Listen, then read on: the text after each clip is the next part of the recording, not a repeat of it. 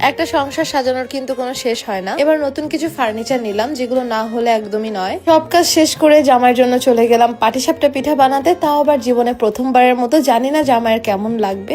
আসসালামু আলাইকুম সবাইকে। আজকে আমি আমার বাসার জন্য কিছু ফার্নিচার কিনলাম। আজকে ফার্নিচার কিনতে কিনতে আমার একটা কথা খুবই মনে পড়ে গিয়েছিল। নোবেলের সাথে যখন আমার বিয়ে হয় তখন আমার নিজস্ব কোনো ফার্নিচার বলতে কিছু ছিল না। এখনকার জীবনের সাথে যদি তখনকার জীবনে তুলনা করি তাহলে এটা সঠিক যে মানুষের জীবন পরিবর্তনশীল। আজকে আমি ফার্নিচার কেনার নিয়তে কিন্তু বেরো হই নাই। আমি গিয়েছিলাম নর্মালি সন্ধ্যাবেলায় হাঁটাহাঁটি করার জন্য বাহিরে। হাঁটতে হাঁটতে ফার্নিচার গুলো আমার চোখে পড়ে আর আমার কাছে বেশ ভালো লাগে। পরে ভাবলাম বাসায় নিয়ে যাই আর নোবেলকে সারপ্রাইজ দেই। আমাদের গেস্ট রুমে কোনো খাট ছিল না, কিনবো করে একদম কেনাই হচ্ছিল না। যাক, ফাইনালি কিনেই ফেললাম। যেহেতু সংসারটা আমাদের দুইজনের, আমাদের ভিতরে আমার তোমার বলতে কোনো কথা নেই। যখন যার যেটা ভালো লাগে তখন সে সেটা বাসায় নিয়ে আসি। তো যিনি নিয়ে আসছেন তাকে একটু হেল্প করতেছিলাম সবাই মিলে। তো আমি সবকিছু দেখিয়ে দিচ্ছিলাম কোনটা কিভাবে ফিট করবে। নোবেল তো বারবার বলতেছিল তুমি এত কিছু কেমনে কিভাবে করলা। আর আমি বলতেছিলাম দেখো কাজ করতে করতে আমার পায়ের দিকে কেটে গেছে, এখন কি একটা অবস্থা পায়ের। আমি গেস্ট রুমটাকে সুন্দর করে সাজিয়ে গুছিয়ে দিচ্ছিলাম। আমি যে একটা কিচেনে রেখেছিলাম দেখলাম যে কিচেনে মানাচ্ছে না। পরে ওই র্যাকটাকে হচ্ছে আমি এখন ডাইনিং রুমে রাখবো। ঘর আমি কিভাবে সাজাইছি এটার একটা হোম ট্যুর ভিডিও দিব, বাট এরপরে হচ্ছে আমি তাড়াতাড়ি ফ্রেশ হয়ে ড্রেস চেঞ্জ করে চলে আসি নোবেলের জন্য পাটিসাপটা পিঠা বানানোর জন্য। আর পাটিসাপটা পিঠা বানানোর জন্য লাগবে একদম অরিজিনাল অথেন্টিক গুড়। পরে আমি ফেসবুক ঘাটতে ঘাটতে পেয়ে গেলাম ভোলাইয়া পেজে। এই ঝোলা গুড়ের স্মেলটা যে একবার নিবে সে একদম ফ্যান হয়ে যাবে। আমি একসাথে 5 কেজি আনিয়ে রেখেছি, কারণ শীত প্রায় শেষের দিকে। আমি যেন শীতের পরেও যেন অন্য কোনো সিজনে খেতে পারি, এই জন্য অনেক প্রকারের পিঠা আরো বানানো হবে। দেখি আমি আরো 5 কেজি অর্ডার করতে পারি। আর এই অরিজিনাল গুড় আমি যে পেজ থেকে নিয়েছি, আমি পেজটাকে এই ভিডিওর ক্যাপশনে মেনশন করে দিচ্ছি। তোমরাও কিন্তু তাড়াতাড়ি আমার মতো করে 5-10 কেজি গুড় অর্ডার করে রাখতে পারো। যারা প্রকৃতপক্ষে রান্না বান্না অনেক ভালোবাসে তাদের কাছে কিন্তু রান্না বান্না কোনো ব্যাপারই না। শীতকালে মোটামুটি সব পিঠা আমাদের খাওয়া শেষ, যেহেতু আমরা গ্রামে গিয়েছিলাম আমার দাদু বাড়ি নানু বাড়িতে। তো এখানে মোটামুটি আমরা সব ধরনের পিঠা খেয়েছি, কিন্তু পাটিসাপটা পিঠাটাই হচ্ছে বানানো বাকি ছিল। দেখলাম যে নোবেল খালি কিনে কিনে পাটিসাপটা পিঠাটাই খায়। পরে ভাবলাম যে তাহলে আমি আজকে ওর জন্য বাসায় বানিয়ে ফেলি। যেহেতু আমি সবকিছুই রান্না করতে মোটামুটি আলহামদুলিল্লাহ ভালোই পারি, তাহলে পাটিসাপটা পিঠাটা আমি কেন পারবো না। গুড়টা দেওয়ার পর এত সুন্দর স্মেল আসতেছিল, মানে কি আর বলবো। পরে কারেন্টের চুলা থেকে শিফট করে আমি চলে আসি ইলেকট্রিক চুলাতে, কারণ ইনায়া বারবার দৌড়াদৌড়ি করতেছিল, প্রচুর ডিস্টার্ব করতেছিল। পরে ভাবলাম যে তাহলে আমি গ্যাসের চুলাতেই চলে যাই রান্নাঘরে। পাটিসাপটার জন্য যে গোলাটা বানাচ্ছি এখানে শুধুমাত্র আমি সামান্য পরিমাণে চিনি অ্যাড করব। আর হ্যাঁ, গোলাটা গোলানোর জন্য কিন্তু অবশ্যই হালকা হালকা উষ্ণ উষ্ণ গরম পানি দরকার হবে। পাটিসাপটার রেসিপি যদি সম্পূর্ণ ডিটেলসে কেউ জানতে চায় তাহলে অবশ্যই কিন্তু আমাকে কমেন্ট করে জানাবা, আমি আরেকটা ব্লগে সম্পূর্ণ ডিটেলসে বলে দিব। তো জীবনে আসলে স্বামী সন্তানকে নিয়ে সুখে থাকা মানে কিন্তু সবচেয়ে বড় একটা ব্যাপার। এদিকে পাটিসাপটার ক্ষীর একদম জমে ক্ষীর হয়ে গেছে, মানে অনেকটা রেডি প্রায়। আর এই পিঠাটা আপনাদের ইনায়া সোনারও কিন্তু অনেক পছন্দের। আমি কিন্তু জীবনে প্রথমবারের মতো বানাচ্ছি, কিন্তু আমার বাসার সবাই বলতেছিল আমি নাকি এর আগেও বানিয়েছি, কিন্তু না, আমি কিন্তু আর আগে পরে কখনো বানাইনি। আপনারা যে আমার ডেলি ব্লগ দেখেন তারা কিন্তু ভালো করেই জানেন যে এই রেসিপি কিন্তু ফার্স্ট টাইম দিলাম আমি। বুঝে বললাম যারা একদম রান্না বান্না করতে ভালোবাসে তাদের কাছে এগুলো কিছুই না। তো এক এক করে আমি এইভাবে সবগুলো পিঠা বানিয়ে ফেলছিলাম। এরপর আমি বানিয়ে একদম সবগুলো নোবেলের সামনে ধরে দিয়ে বলতেছি যে দেখো তো খেয়ে কেমন হয়েছে। ও প্রথমে বিশ্বাসই করতেছিল না যে এটা আমি নিজের হাতে বানিয়েছি, ভাবতেছিল যে আমি নাকি কিনে আনছি। এরপর আমি চলে আসি তেলের পিঠা বানানোর জন্য, কারণ আগামীকালকে আমার বাসায় আব্বু আসবে। আব্বুর খুবই পছন্দের তেলের পিঠা। তো এই ছিল আমার আজকের মতো ছোট্ট একটি ভিডিও। ভিডিওটি ভালো লাগলে অবশ্যই কিন্তু আমার পেজটাকে ফলো করে ফেলবেন, সবগুলো ভিডিওতে লাইক কমেন্ট শেয়ার করে ফেলবেন। আবার দেখা হবে আপনাদের সাথে আগামী ব্লগে। আজকের মতো ভিডিওটি এই পর্যন্তই। আল্লাহ হাফেজ সবাইকে।